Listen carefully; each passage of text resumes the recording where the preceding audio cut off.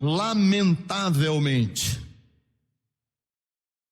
a presença de Deus na vida e na história da maioria das pessoas é vivida com as vestes do medo. Lamentavelmente, algumas pessoas conseguem, dentro dos espaços religiosos, explicar as suas tragédias como punições divinas. E aí as pessoas desenvolvem um desejo secreto de não ter que servir a esse Deus. É um desejo secreto.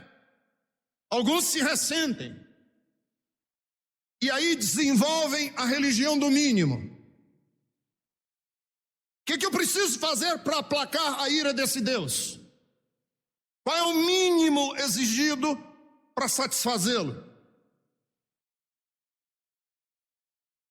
E aí se ressentem de uma religião que lhes tira a alegria de viver, que lhes rouba a espontaneidade da vida. E aí Deus passa a ser um rival da nossa felicidade. A religião se torna castradora da alegria, da beleza estética, da arte. Então, se existe algo que é legítimo no esforço desta igreja, Bethesda, aqui em São Paulo, é que nós vimos procurando há algum tempo tornar o fardo religioso mais leve. Mostrar às pessoas que servir a Deus não é um jugo, que o rosto de Deus não é implacável. Tornar a vida, a existência, algo que nós podemos celebrar e não algo que nós temos que nos purgar o tempo inteiro. Você me pergunta e diz assim: pastor, qual é a filosofia da igreja Bethesda, conquanto uma comunidade religiosa? Qual é a sua percepção particular do evangelho? Deixa eu responder para vocês. Considero, e eu até escrevi aqui que eu não quero transgredir o improvisos. Considero minha função como pastor mostrar que na empolgante e difícil, na feliz e trágica aventura de viver, Deus não deseja agravar, dificultar e oprimir ainda mais o ser humano com demandas, com exigências sobre-humanas. E é com essa atitude que eu começo a minha série de mensagens no livro do profeta Oséias. Exatamente porque eu vivo este momento particular e vivo essa angústia de resolver e de me posicionar na minha vocação pastoral. E a minha função como pastor é ensinar a você, meu amigo, a você, mulher, que viver é ao mesmo tempo empolgante e difícil, que viver é ao mesmo tempo uma aventura feliz e trágica, e que Deus não deseja agravar, dificultar, oprimir ainda mais você nessa aventura de viver com demandas e exigências sobre-humanas. Quero inclusive repetir para vocês hoje, eu também gostaria de permissão para ler, um texto de um teólogo espanhol chamado Andrés Torres Queiruga. Ele escreveu um livro importantíssimo chamado Recuperar a Salvação. Queiruga diz o seguinte: A religião vê-se, muitas vezes, carregada com um peso que não é dela, experimentada como imposição mais ou menos repressiva. Aparece como religião do dever, da limitação da existência, da exigência que não permite descansar. O peso da vida não é o peso da religião, senão o da própria existência como tal. É o fato de ser humano, de se realizar como pessoa, aquilo que acaba sendo difícil, mas também tem seus gozos. Ser pessoa, eis aí a exigência, o chamado que leva para frente a tarefa e a dureza da liberdade. A religião vem justamente tornar mais suportável a tarefa. Oferece a companhia do Senhor, seu amor, seu apoio, sua promessa, sua luz, seu projeto seguro. A pessoa religiosa tem de fazer o mesmo que as demais, ser pessoa, porém, para isso, com a alegria de uma magnífica ajuda. Quer dizer, conta para isso com a alegria de magnífica ajuda. A religião como evangelho é uma boa notícia. Daí a conclusão de que tudo o que impede de ver a religião como graça, como libertação, como alegria, constitui deformação ou até mesmo blasfêmia. Deus tem de aparecer sempre como cúmplice, como apoio, como ajuda na dura tarefa da vida. Ver sua mão estendida como peso para o ser humano é realmente a grande perversão, o grande mal entendido. O que é o livro do profeta Oséias?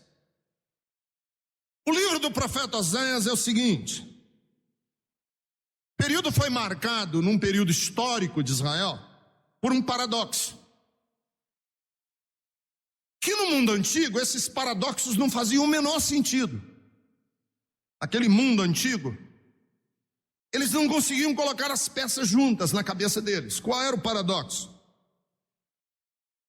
É que Israel vivia um período de prosperidade material, vivia um período de prosperidade política e, ao mesmo tempo, vivia uma decadência moral e espiritual. E isso não entrava na cabeça de um antigo,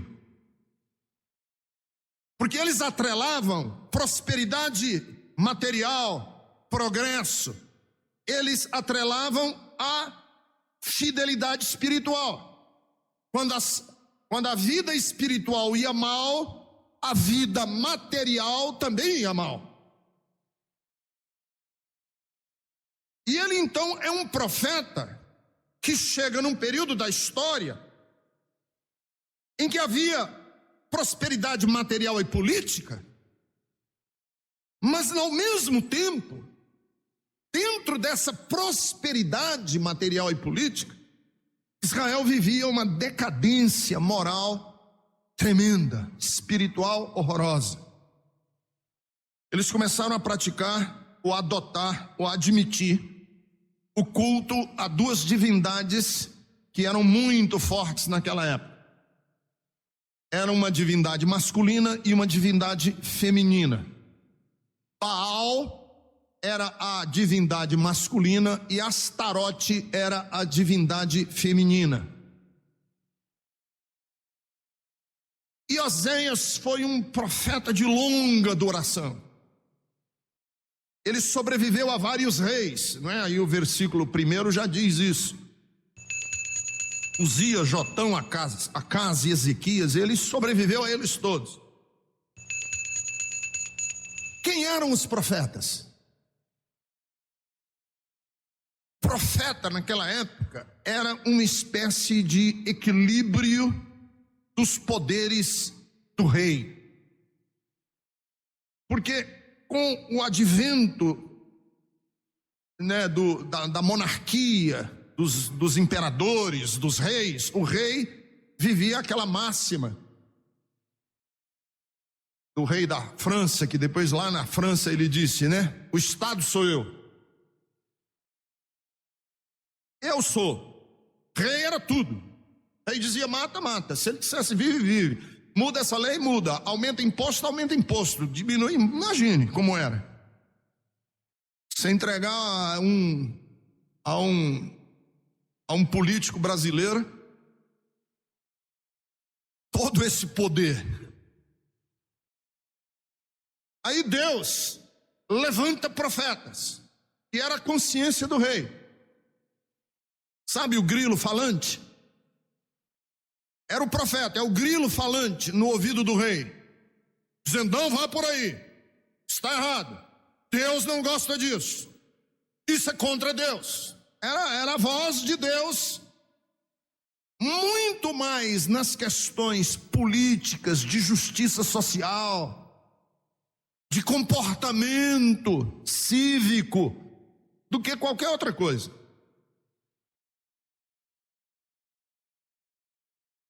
E esse Oséias, que foi contemporâneo tanto do profeta Isaías como do próximo profeta, que é Amós, tem uma profecia cheia de linguagem emotiva.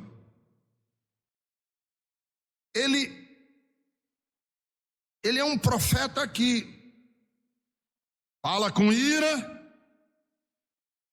e 3 frases depois fala com muita ternura. Ele mostra Deus impaciente com Israel e dizendo assim: não vou mais querer vocês, saiam da minha frente, Deus. E depois dizendo assim: como é que eu posso falar isso com o meu povo? Deus, não dá, com o meu povo eu amo, eu quero bem. E o texto já começa com uma parceria entre Deus e o profeta, dizendo o seguinte: você vai casar com uma mulher que é adúltera, mas não fique triste não, que eu também me casei com uma. Então, mulher, se você casou com um homem adúltero, não fique triste não, Deus também se casou com uma igreja adúltera. Você, namoradinha, levou um chifre do seu namorado, fique triste não, Deus levou muito chifre já de Israel. Por quê? Porque ele disse assim: profeta, você vai experimentar na sua própria vida o que eu sinto por Israel. Você vai encarnar os meus sentimentos. Você vai encarnar a minha história com o meu povo. Vai e tome uma mulher adulta. Gere filhos da infidelidade. Versículo 2. Porque esse é a culpa, esse é o pecado de Israel. Afastou-se de mim, afastou-se do Senhor. E a partir deste evento, a carta é uma carta de amor para a mulher amada. O que é o livro do profeta Oséias? Em síntese, é Deus expondo o íntimo do coração dele, Deus expondo o íntimo do coração dele, porque ele ama. é Deus mostrando o preço do amor. Que todo amor cobra um preço. E Deus está dizendo para o profeta o seguinte: o preço do meu amor é esse aqui. O preço de amar é esse. E você vai viver esse preço de amar. A profecia, na verdade é isso. Uma carta de amor de Deus para sua amada, no caso de Israel. Seria mais ou menos uma carta de amor de um pai? Ou seria mais do que uma carta de amor, o diário de um pai? Se eu tivesse acesso ao diário de um pai que tem um filho que está lhe dando dor de cabeça. Ou se eu tivesse acesso ao diário de um homem ou de uma mulher que está tendo dificuldades na sua relação. E aí, qual é o preço do amor nesse livro? Primeiro, o preço do amor é que quem ama adoece dos olhos. E eu vou dizer agora com todo respeito, eu vou dizer agora com temor e tremor, não falo brincando. Deus o Deus da Bíblia é um Deus doente dos olhos. O Deus da Bíblia é um Deus que adoeceu dos olhos. Porque quem ama adoece dos olhos. Pastor, o que você está querendo dizer com isso? É porque quem ama não vê. Quem ama não considera. Quem ama não leva em conta. Adoece dos olhos. Sabe o ditado popular, quem o feio ama? Portanto, quem o feio ama, doente dos olhos está. Porque bonito lhe parece. Esse versículo 2 é interessantíssimo. E eu estudando,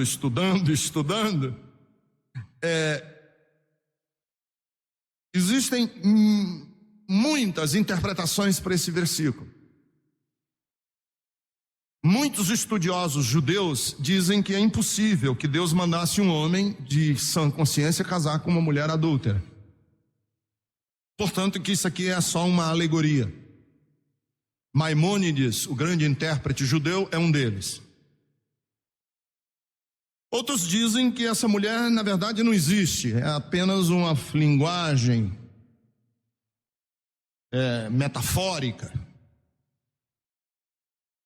Mas há uma grande ala, inclusive de intérpretes judeus, que dizem que essa mulher existe mesmo. Existiu mesmo na vida de Oséias. Chamava-se Gomer. E aí a questão é a seguinte: como é que Deus manda uma pessoa casar com uma pessoa adúltera? E diz assim: vá lá e case com a adúltera. E eu tanto meditei nesse texto que cheguei à seguinte conclusão: Deus viu a mulher como adúltera, mas Oséias não via. Porque ele estava doente dos olhos. Ele amava Gomer.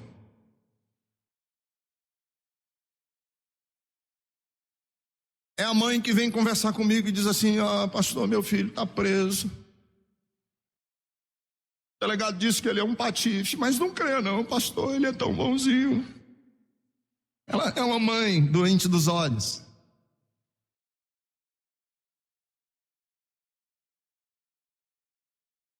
Eu vejo a mulher de Oséias como uma mulher duvidosa, mas ele não vê. Por que ele não vê? Porque ele ama. E quem ama, idealiza.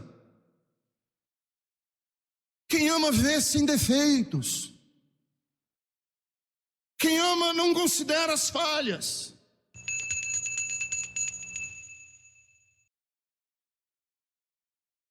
Essa é a mais linda notícia que o Evangelho tem para dar a todas as pessoas.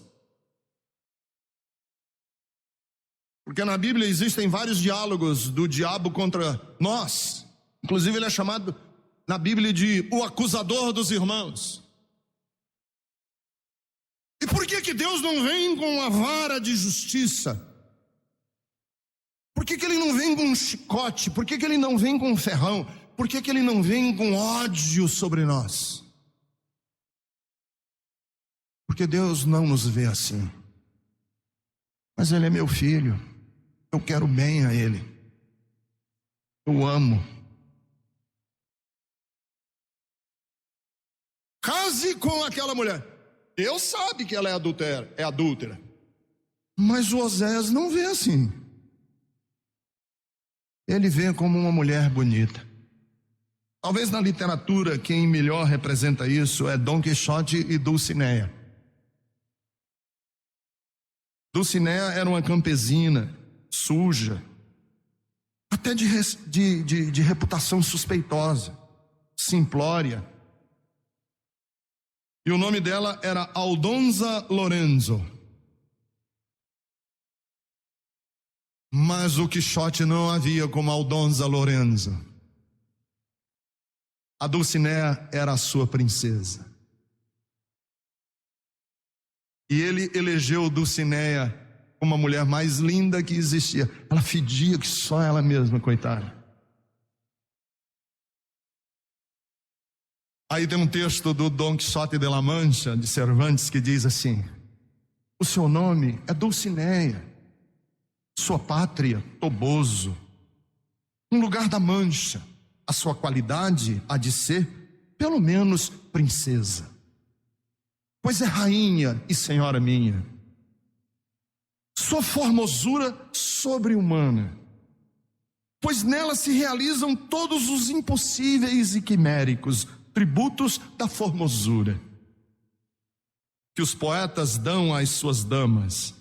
Seus cabelos são ouro, sua testa campos elíseos, as suas sobrancelhas arcos celestes, seus olhos sóis, suas faces róseas, seus lábios corais, pérolas os seus dentes, alabastro o seu colo, mármore o seu peito, marfim as suas mãos, sua brancura neve, e as partes que a vista humana traz encobertas, a honestidade são tais, segundo eu conjeturo, que só a discreta consideração pode encarecê-las sem poder comprá-las. Apaixonada, tá não? E ela nem usava desodorante, a bichinha.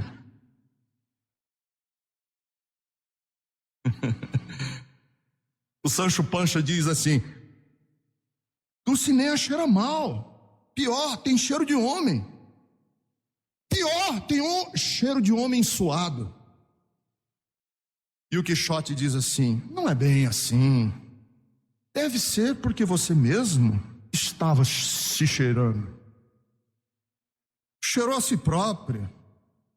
Porque se você cheirasse a ela, você cheiraria o perfume do âmbar precioso. Ele está apaixonado. Ele quer bem. Ele ama. É assim que Deus vê você. Deus vê você como alguém precioso. Ele ama. A Bíblia diz que Ele amou de tal maneira que o que Ele tinha de mais precioso, o seu próprio filho, Ele deu na cruz do Calvário. Queridos, Deus nos idealiza, nos prefere. Vai lá e casa com essa mulher, porque você vai fazer exatamente o que eu faço com Israel. Te amo. Deus sabe que nós somos pecadores, Deus sabe que nós somos indignos, Deus sabe que nós não somos coisa alguma, porque Ele conhece a nossa estrutura, sabe que nós somos pó. Mas Ele nos chama de filhos, cooperadores, e nos exalta. E Pedro nos diz na sua epístola universal que Ele, mesmo sabendo tudo o que nós somos, nos concedeu amplamente o direito de sermos participantes da sua natureza divina. É assim que Deus vê você. Ele vê você como a Dulcinea do coração dele. Ele vê você como a menina dos olhos dele.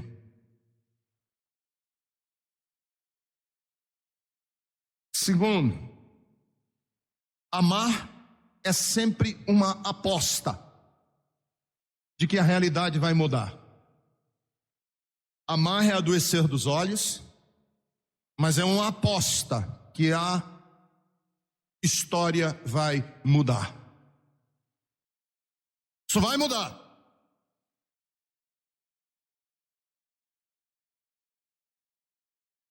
Porque ele casa com essa mulher chamada Gomer, que não era boa bisca. Deus sabia. E ela fica grávida e tem um filho. E Deus diz assim: põe o nome do menino de Jezreel.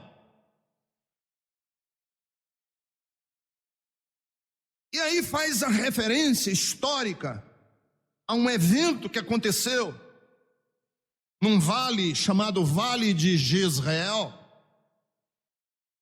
que foi um vale de horrores. Foi um vale em que atrocidades políticas aconteceram em Israel.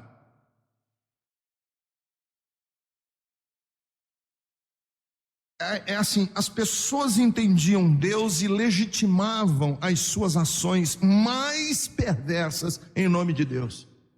E o vale de Jezreel foi esse vale. Quer ver? Vou só dar uma ideia do que aconteceu no vale de Jezreel. Abra comigo sua Bíblia. No segundo livro dos Reis, capítulo 9, versículo 24. Lá no Antigo Testamento, volta, antes dos Salmos, segundo livro dos Reis, capítulo 9, versículo 24. Jeú disparou seu arco com toda a força, atingiu Jorão nas costas. A flecha atravessou o coração e ele caiu morto. Jeú disse a Bidcar, seu oficial: pegue o cadáver, jogue-o na propriedade que pertencia a Nabote de Jezreel. Lembre-se da advertência que o Senhor proferiu contra Acabe, pai dele. Quando junto acompanhava sua comitiva, ele disse: ontem vi o sangue de Nabote e o sangue de seus filhos, declara o Senhor, e com certeza farei você pagar por isso nessa mesma propriedade, declara o Senhor. Agora então, pegue o cadáver, jogue na propriedade conforme a palavra do Senhor. Vendo isso, Acasias, rei de Judá, fugiu na direção de Bet-Agã, mas Jeú o perseguiu gritando: matem ele também.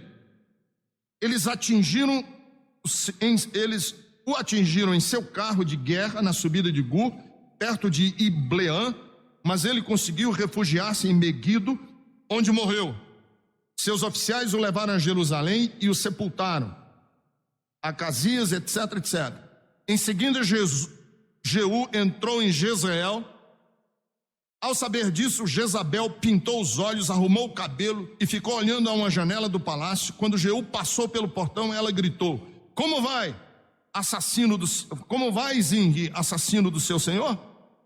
Ele ergueu os olhos para a janela e gritou: quem de vocês está do meu lado? 2 ou 3 oficiais olharam para ele, então Jeú ordenou: joguem essa mulher para baixo.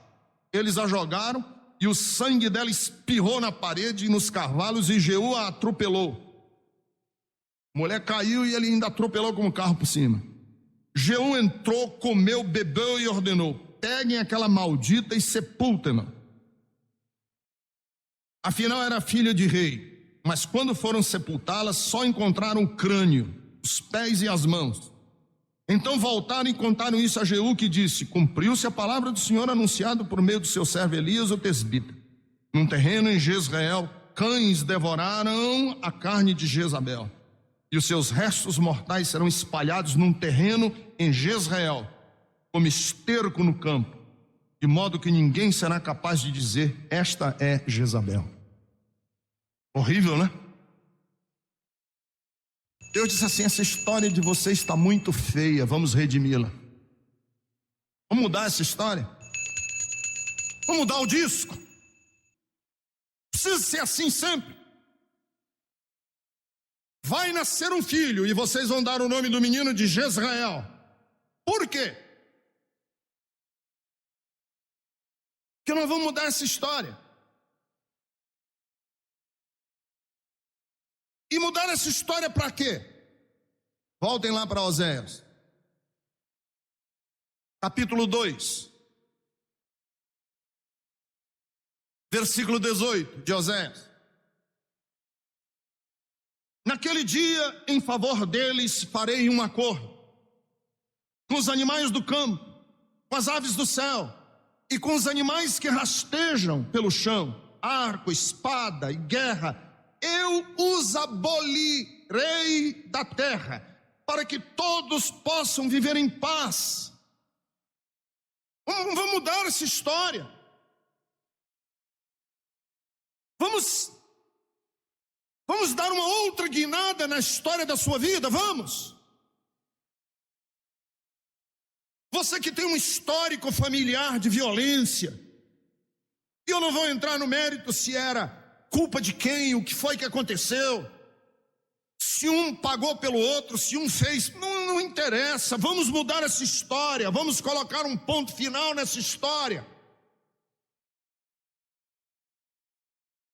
Porque Deus diz: vamos colocar um fim a essa coisa toda de maldade.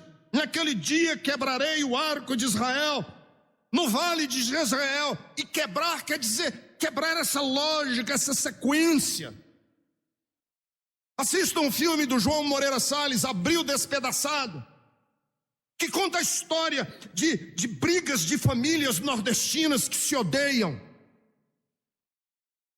E é um ciclo eterno de um vingando o outro, um vingando o outro, um vingando o outro, até que um dia precisa quebrar essa corrente. É preciso exterminar com essa lógica, senão não resolve nunca. Alguém tem que perdoar. E Deus diz assim: vai nascer uma criança e o nome do menino é Jezreel. Por quê? Porque eu quero quebrar essa lógica em Israel. Eu quero terminar com esse ciclo, com essa cadeia que se repete de maldade, de conspiração, de ódio. Não precisa. Você não precisa disso. Perdoa, deixa para trás. Deus quer quebrar isso na sua vida e fazer de você o que vai romper com esse ciclo. A sua casa. Você não precisa repetir padrões familiares do passado, não é necessário. Você pode ser o veículo que quebra toda essa corrente. O seu filho, a forma como você vai educar seus filhos, a forma como você vai guiar sua família. Você tem um histórico todo de maldade, de conspiração, de ódio, de assassinato, de suicídio, de traição. Quebra isso. Como, pastor? Seja você. A partir da sua casa, a partir da sua história. Terceiro, porque amar é preparar-se para quebrar regras, violar lei e desdizer-se. Amar é desdizer-se. Amar é preparar-se para ser incoerente. Quem ama não consegue ser coerente o tempo inteiro. E o Deus da Bíblia é um Deus que não tem vergonha de se mostrar incoerente diante da inflexibilidade dos outros deuses. Gomer engravidou novamente e teve uma filha, e o Senhor disse a Oséias: dê-lhe o nome de Lo-Ruama. Na minha Bíblia tem a tradução de Lo-Ruama: não amada, não querida. E Deus diz assim: você vai ter uma filha, e o nome da menina é não querida.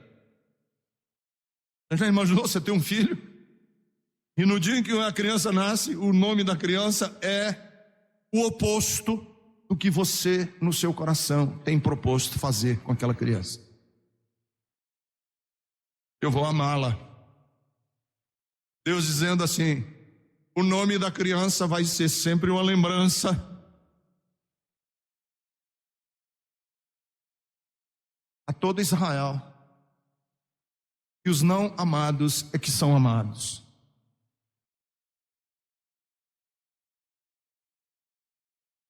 Se Deus fosse amar os amáveis, Ele não amaria ninguém. E aí o texto diz assim: dê-lhe o nome de Lo-Ruama, pois não mais mostrarei amor para com a nação de Israel. Duro, né? Eu não vou amar Israel. Mas cá entre nós, não pega essa afirmação de Deus no pé da letra não, porque Ele vai já se desdizer lá na frente. Quer ver?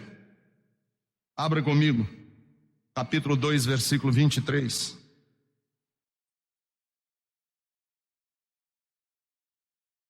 Eu a plantarei para mim mesmo na terra, tratarei com amor aquela que chamei de não amada.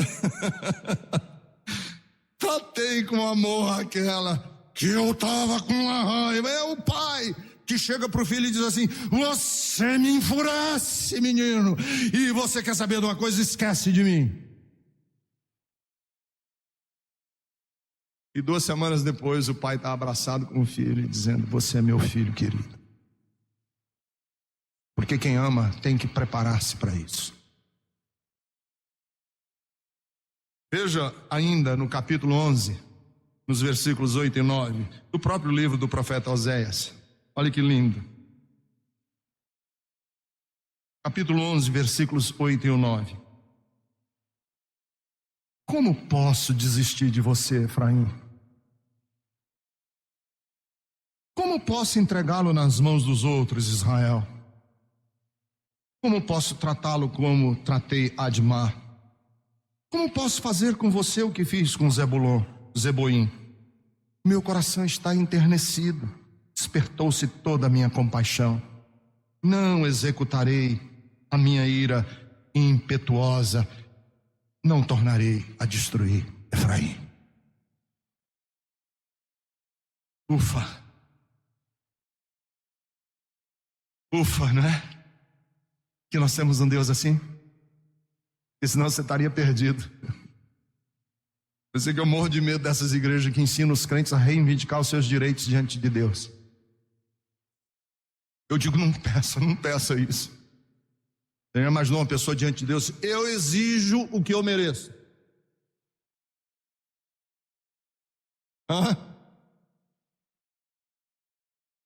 Você está perdido, amigo. Você tem que chegar para Deus e dizer assim: Senhor, não me dá o que eu mereço. Isso chama-se misericórdia. E quando você se aproximar de Deus, diga assim: Senhor, me dá o que eu não mereço. Isso se chama graça. Porque Deus é assim, Ele ama quem não merece, e Ele dá graça a quem é tão indigno. E quarto, amar é comprometer-se para sempre.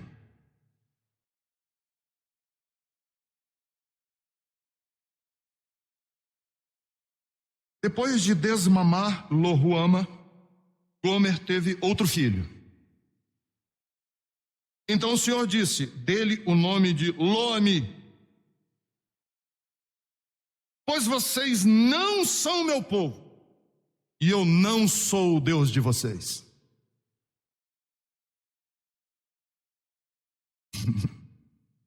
Impossible.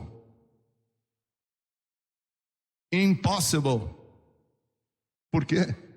Porque quem ama não tem show, não tem dizer sai de perto. Quem amou ou ama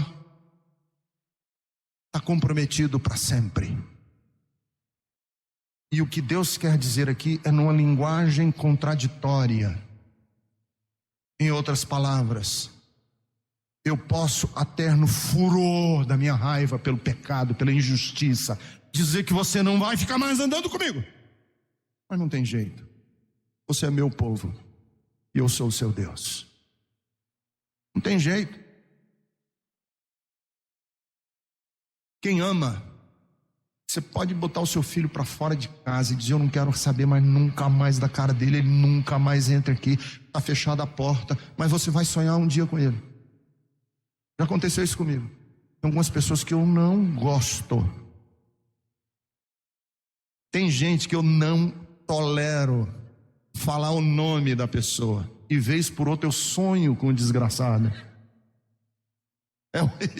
Eu falo, cara, o que você está fazendo nos meus sonhos? Você está entrando numa área da minha vida que eu não deixaria ninguém entrar e você entrou. Sabe por quê? Porque uma vez estabelecido, você pode fugir, você pode ir embora, você pode fazer na sua cama um mais profundo inferno, você pode pegar carona nos raios da alvorada quando o sol está brilhando e vem o primeiro raio de luz, você monta no primeiro raio de luz e diz assim, eu vou pegar carona a 300 mil quilômetros por segundo, que é a velocidade da luz, e vou me esconder para sempre, para que ninguém me ache nos confins do universo. Aí o salmista diz assim, mas ainda lá o teu amor vai me achar. Não tem jeito. Tem para onde fugir. Para onde eu vou fugir de ti, Senhor? Para onde eu vou fugir do teu amor?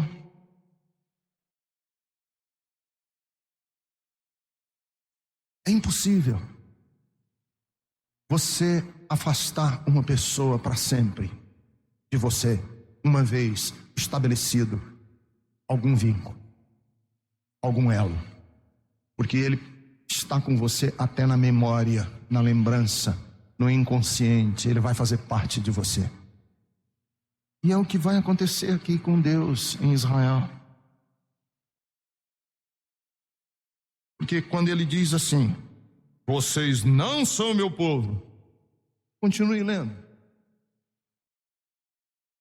Versículo 10 do capítulo 1. Contudo, os israelitas ainda serão como a areia da praia, que não se pode medir nem contar. No lugar onde se dizia a eles, vocês não são meu povo, eles serão chamados filhos do Deus vivo. Tem jeito. Tem jeito. Porque Deus nos ama com amor eterno. E não há nada que você faça, você pode dar com os pés. E quanto mais você chutar, quanto mais você disser, sai da minha vida, mais ele estará presente com você. Porque mais você vai estar se lembrando. Porque Deus nos ama com um amor eterno. É tão grande que nós nunca entenderemos como um Deus autossuficiente, onipotente, onisciente, se curva dentro de um berço e ama pessoas tão indignas e as traz no colo com tanta ternura como Deus faz com seus filhos. Essa é a grande mensagem que o Evangelho tem para todas as pessoas. Meu amigo, não adianta querer se esconder, porque Deus não vai desistir de você nunca, como Ele não desistiu de Israel,